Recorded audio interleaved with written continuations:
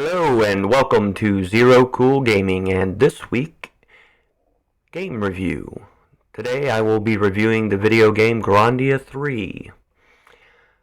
Now, this is an interesting game for me, because this is actually a game that I've never finished, but I have played to the same point actually 3 times. Um, and to be, real with you guys, I own like 2,000 plus games, a little over 2,000 games. And out of those, I probably haven't completed a third of them.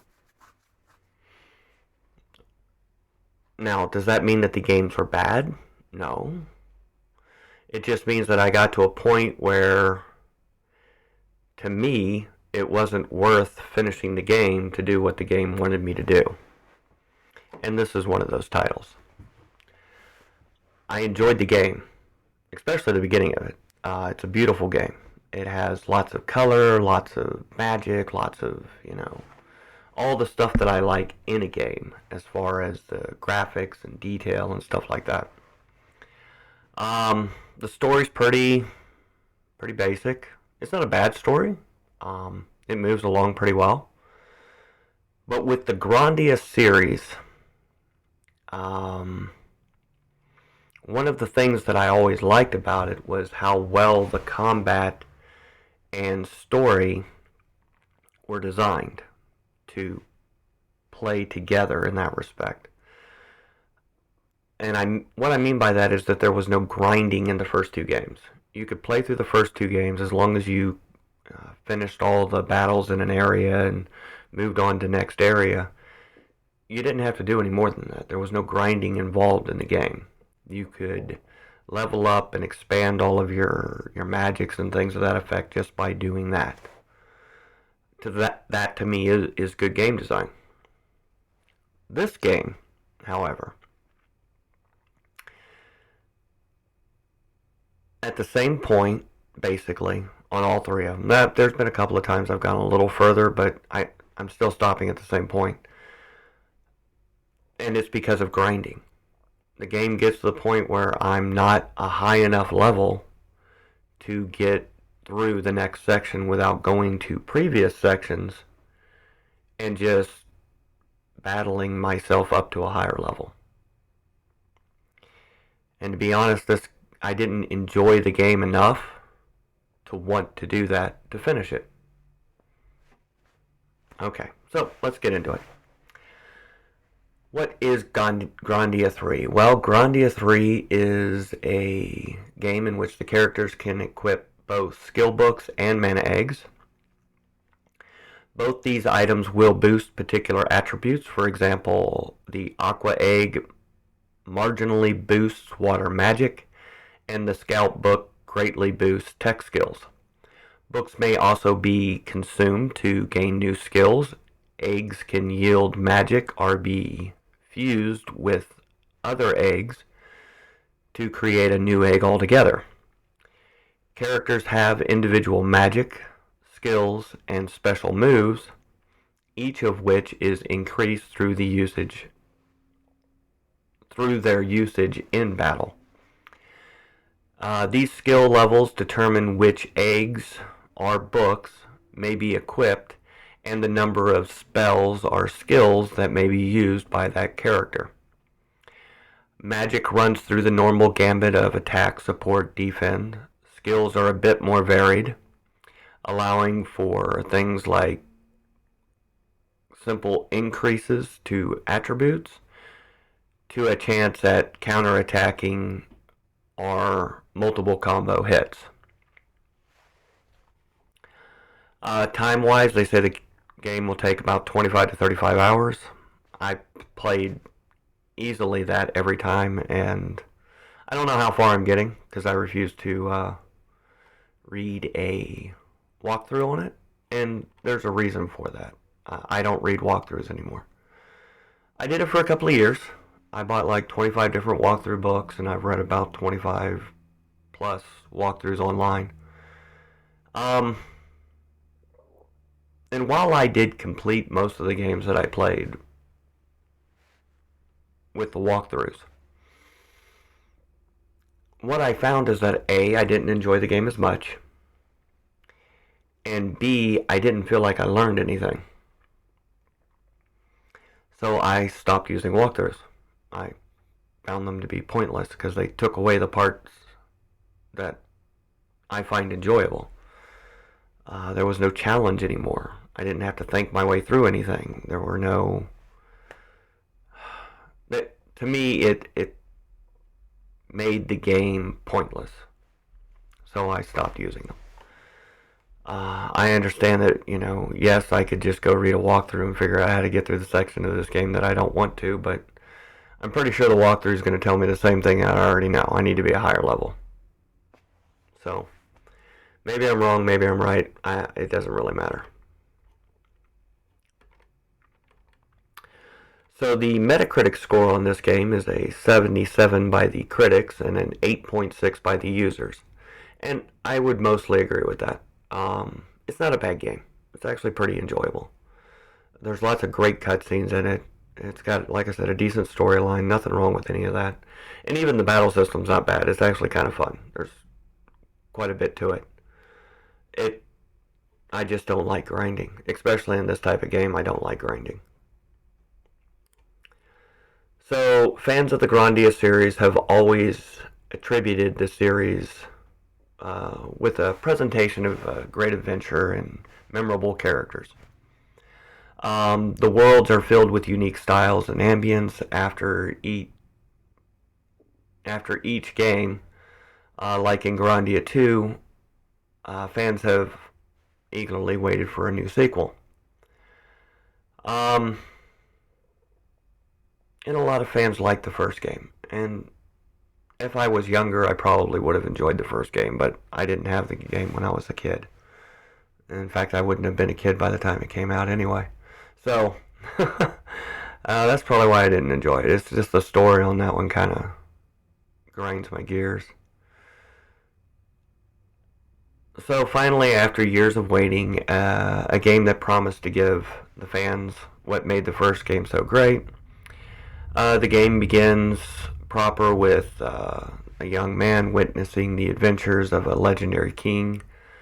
Ever since then, he's dreamt of one day taking to the skies in his very own plane. During one of his maiden flights, he has a chance encounter with a woman named Alfina. She was being attacked on the way to the Arcliff Sanctuary, and soon they get embroiled in an adventure that will span multiple worlds with the very existence of their world at stake.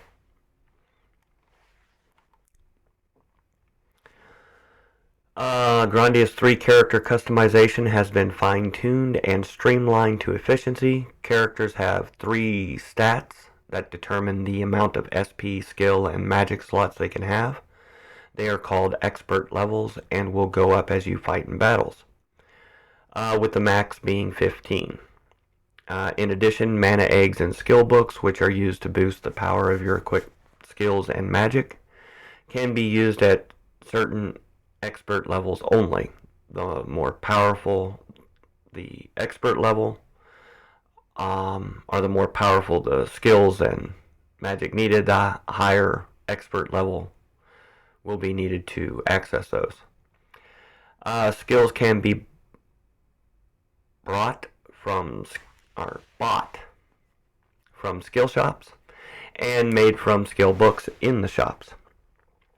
Generally, at max expert level, a character has 15 slots for skills. The more powerful the skill, the more slots it will take up. Skills are a major factor in customizing your characters and are complemented with the right skill books. They can be downright powerful and even life-saving. Magic is also bought from stores, but as you progress in the game, you can create new mana eggs to get more powerful magic. Further on, you can even combine eggs to get more powerful variants and different eggs altogether. Equipping mana eggs is important in boosting your character's proficiency in particular elements. Each egg boosts, either fire, water, wind, or earth, a combination, or even all of them. Getting as many eggs as possible to combine and create a more powerful variant plays a huge role in the power of your magic as well as its casting time. Battle skills are learned in a somewhat similar fashion, wherein you keep using combo attacks until your character suddenly learns a move that exceeds it. Powering up learned battle skills is done through regular use, and when it levels up, the character will execute it instantly without SP cost. Each battle skill can reach a max level of 5, and powering them up is crucial to reduce cast time and increase the power and overall effectiveness of those skills. Battles in Grandia III are somewhat slower, following a more strict character alignment and pacing to the IP bar. The IP bar is represented in a circular fashion. When a character reaches the com part of the bar, he or she has his turn to input commands, and it is a wait until he or she hits the act bar, where the action is performed. The same rule applies to the enemies, and if hit by a critical blow or strong battle skill with a cancel effect, the target's action is cancelled and the IP bar is thrown back however much it's going to do that, and it'll have to wait for a new turn again. With the general gist of the IP bar in mind, it hasn't really changed much over the entire series. This time there is a chance to knock an enemy into the air with a critical blow. A higher chance of it was used to cancel an action, and if another of your allies is near the com or is in its turn, selecting the combo attack command will instead result in an aerial combo, which hits the enemy more times and a lot harder. Some may say aerial combos are there to just make things look flashier, but honestly, it's needed in a lot of the more difficult battles.